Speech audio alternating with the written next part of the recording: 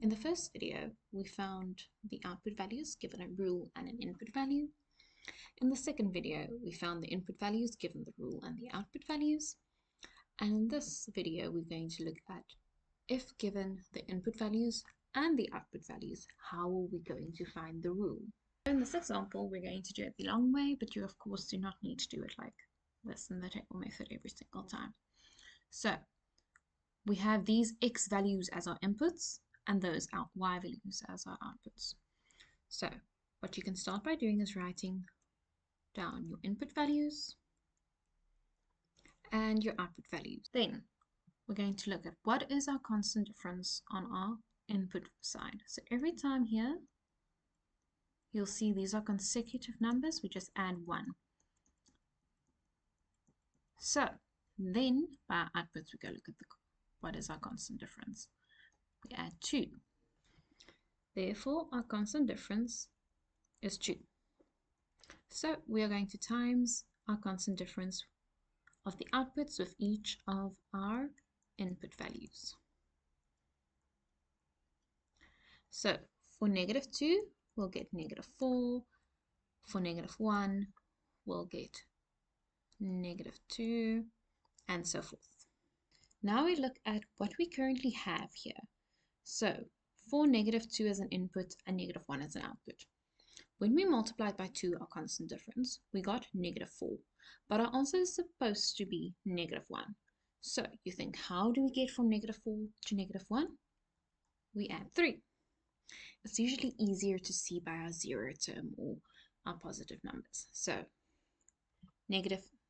by 0, to get from 0 to 3, we plus 3. From 2 to 5, we plus 3, and so forth. Remember, our input values was given to as x's and our output values as y.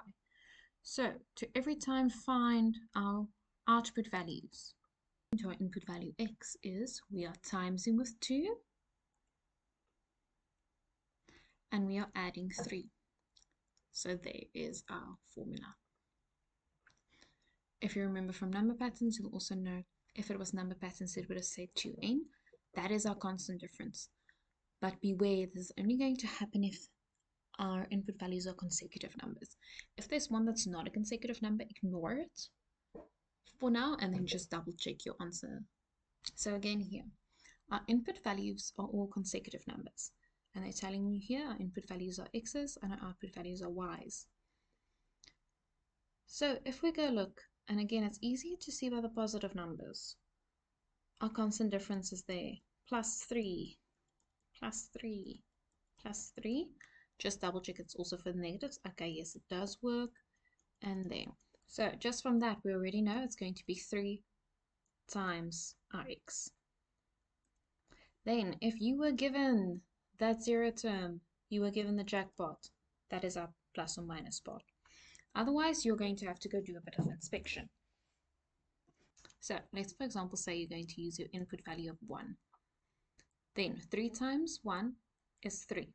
But you can clearly see your output value is supposed to be 2. So how do you get from 3 to 2? You subtract 1, of course. So therefore, our formula is times 3 and minus 1.